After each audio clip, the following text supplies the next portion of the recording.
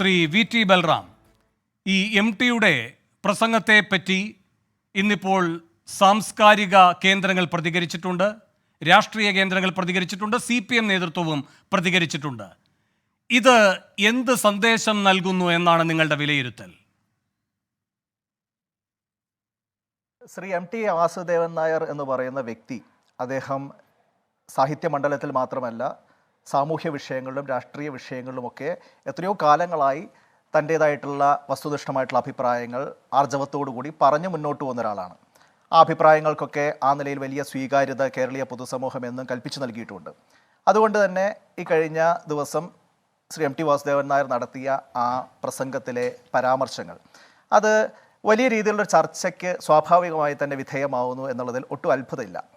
ഇവിടെ CPMൻ്റെ അക്കാര്യത്തിലെ പ്രതികരണം ഒരേ സമയം നമുക്ക് നിരാശയും അതോടൊപ്പം കൗതുകം ജനിപ്പിക്കുന്നതാണ്. ഒരു ഭാഗത്ത് അവർ പറയുന്നു ഇത് പിണറായി വിജയനെ കുറിച്ചല്ല, മറുഭാഗത്ത് അവർ തന്നെ തലയിൽ പൂടയുണ്ടോ എന്ന് തപ്പി നോക്കുകയാണ്. അവർ പറയുന്നത് ഇത് പിണറായി വിജയനെ കുറിച്ചല്ല, മോദി ഭരണത്തെക്കുറിച്ചാണ്. EP ജയരാജൻ അടക്കമുള്ള ആളുകളുടെ ന്യായീകരണ ക്യാപ്സ്യൂൾ ആ നിലയ്ക്കാണ് എന്ന് നമുക്കറിയാം. യഥാർത്ഥത്തിൽ EP ജയരാജൻ അദ്ദേഹം സ്വയം പറയുന്നതിൻ്റെ ആ ഒരു അർത്ഥമോ അർത്ഥമില്ലായ്മയോ മനസ്സിലാക്കിക്കൊണ്ടാണോ പറയുന്നത് എന്നറിയില്ല. ഇനി മോദിയെയാണ് ശ്രീ MT വാസുദേവൻ നായർ വിമർശിക്കുന്നത് എങ്കിൽ അതേ വിമർശനം പിണറായിക്ക് ചേരും എന്ന് കേരളത്തിലെ വലിയൊരു വിഭാഗം ആളുകളെ കൊണ്ട് ചിന്തിപ്പിക്കുന്ന ഒരു സാഹചര്യം ഇവിടെ ഉണ്ട് എങ്കിൽ മോദിയും പിണറായിയും തുല്യരാണ് എന്നുള്ള ഒരു ട്രോളാണോ ജയരാജൻ ഉദ്ദേശിച്ചത് എന്ന് നമുക്കറിയില്ല. സാധാരണഗതിയിൽ ഇത്തരം വിമർശനങ്ങൾ പ്രത്യേകിച്ചും പിണറായിയെ പറ്റി വന്നാൽ ആ വിമർശനം ഏത് നാവിൽ നിന്നാണോ അതിൻ്റെ നാവറിയാനുള്ള അത്യുത്സാഹമാണ് കേരളം കുറച്ചു നാളായി കാണുന്നത്.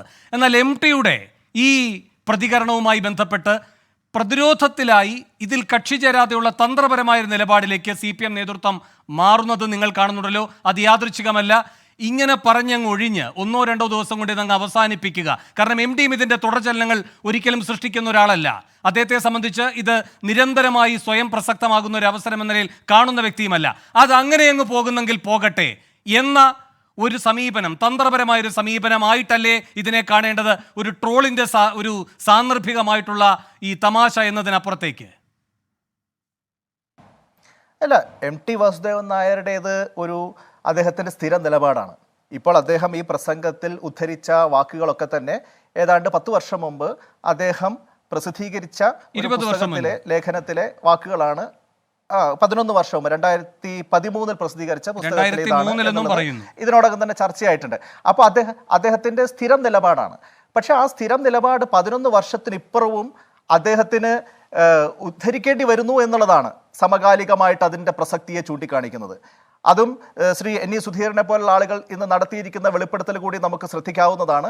അദ്ദേഹം തലേ ദിവസം തന്നെ ഞാൻ ഇങ്ങനെ ഈ KLFൻ്റെ പരിപാടിയിൽ മുഖ്യമന്ത്രിയുടെ സാന്നിധ്യത്തിൽ ചില കാര്യങ്ങൾ പറയാൻ വേണ്ടി തീരുമാനിച്ചിട്ടുണ്ട്, അതിനുവേണ്ടി ഞാൻ തയ്യാറാക്കിയിട്ടുണ്ട് എന്ന് പറഞ്ഞുകൊണ്ട് വളരെ ആലോചിച്ചുറപ്പിച്ച് പറഞ്ഞ കാര്യങ്ങളാണ്. അപ്പോൾ ആലോചിച്ചുറപ്പിച്ച് ശ്രീ MT വാസുദേവൻ നായർക്ക് തൻ്റെ 10 വർഷത്തെയും അതിനു മുമ്പിലത്തെയും നിലപാട് ഇങ്ങനെയൊരു സാഹചര്യത്തിൽ പറയേണ്ടി വരുന്നു എന്ന് പറയുന്നത് ഈ കേരളം ഇന്ന് എത്തിപ്പെട്ടിരിക്കുന്ന വലിയ ഒരു രാഷ്ട്രീയ അപജയത്തിൻ്റെ സൂചനയാണ്. ഇന്ന് കേരളത്തിൻ്റെ മുഖ്യമന്ത്രി സ്വയം ഒരു ചക്രവർത്തിയായി മാറിക്കൊണ്ടിരിക്കുകയാണ്. നവകേരള സദസ്സിനെ കുറിച്ച് ഞങ്ങൾ ഉന്നയിച്ച ഏറ്റവും പ്രധാനപ്പെട്ട വിമർശനങ്ങളിലൊന്നും അത് തന്നെയാണ്. ഈ കാര്യത്തിൽ ഇപ്പോൾ താങ്കൾ ഒരു ട്രോൾ എന്നൊക്കെ നിലയിൽ അതിനെ ലഘൂകരിക്കുകയാണ്. ഈ കാര്യത്തിൽ തന്ത്രപരമായൊരു സമീപനം CPM എടുത്തു എന്ന് നിങ്ങൾ കാണുന്നുണ്ടോ? അതായത് തുടർന്നുള്ള ഈ പറയുന്ന പ്രതികരണങ്ങളൊന്നും MTയുടെ ഭാഗത്തു നിന്നും ഉണ്ടാകില്ല. ഇത്രയും വർഷം പഴക്കമുള്ള പഴയ ഒരു പ്രസംഗത്തിൻ്റെ വീണ്ടുമുള്ള വായന മാത്രമായി അതിനെ ലഘൂകരിക്കാൻ MP രാജേഷ് അടക്കമുള്ളവർ ശ്രമിക്കുന്നുണ്ട്. ഇതൊന്നും യാദൃച്ഛികമല്ല. അപ്പോൾ MTയുടെ ഒരു ശല്യം ഒരു ദിവസത്തേക്കേ ഉള്ളൂ, ഇനി അതിൽ തുടർശല്യങ്ങൾ ഉണ്ടാകില്ല, അതുകൊണ്ട് അതിൽ കക്ഷി ചേരേണ്ട, അവഗണിക്കാം എന്ന ആലോചന. ഇനി ഇതൊക്കെ യഥാസമയം തന്നെ പ്രതികരിക്കുന്നതിൽ അത്യുത്സാഹം കാട്ടുന്ന ഒരു മുഖ്യമന്ത്രിയാണല്ലോ പിണറായി വിജയൻ. അദ്ദേഹത്തിന് ഇതിൻ്റെ അർത്ഥമൊന്നും മനസ്സിലാകാഞ്ഞതുമല്ല. ആ വേദിയിലിരുന്ന് ഇറങ്ങുമ്പോൾ വളരെ ഉപചാരത്തോടെ കൈകൊടുത്ത് എഴുന്നേൽക്കണ്ട എന്ന് പ്രത്യേകമായി അങ്ങോട്ടേക്ക് ആദരം പ്രകടിപ്പിച്ചാണ് ഇറങ്ങുന്നത് പിണറായി. അപ്പോൾ ഇതൊന്നും യാദൃച്ഛികമല്ല. ശരീരഭാഷയായാലും ഇവരുടെയൊക്കെ ഇപ്പോഴത്തെ പ്രതികരണങ്ങളായാലും ഇതിങ്ങനെ അങ്ങ് കെട്ടടങ്ങുന്നെങ്കിൽ കെട്ടടങ്ങട്ടെ എന്ന തന്ത്രപരമായ സമീപനമുണ്ടോ ഇല്ലയോ? അല്ല, CPMൻ്റെ സമീപനം എന്താണ് എന്ന് അവരാണ് വിശദീകരിക്കേണ്ടത്. പക്ഷേ അവരുടെ സമീപനം എന്തായാലും ശ്രീ MT വാസുദേവൻ നായരുടെ ഈ വിമർശനം അത് അങ്ങനെ നിസ്സാരമായി തള്ളിക്കളയാൻ കഴിയുന്ന കാര്യമല്ല. കാരണം ഒരുപാട് ആളുകളുടെ മനസ്സിൽ കുറേ കാലമായി ഉരുത്തിരിഞ്ഞു വന്ന ഒരു ചിന്തയാണ്. അത് ആദ്യം ആര് പ്രകടിപ്പിക്കും എന്നുള്ള ചോദ്യത്തിനാണ് ആർജവത്തോടു കൂടി ശ്രീ എം ടി വാസുദേവൻ നായർ തന്നെ മുന്നോട്ട് കടന്നു വന്നിട്ടുള്ളത്.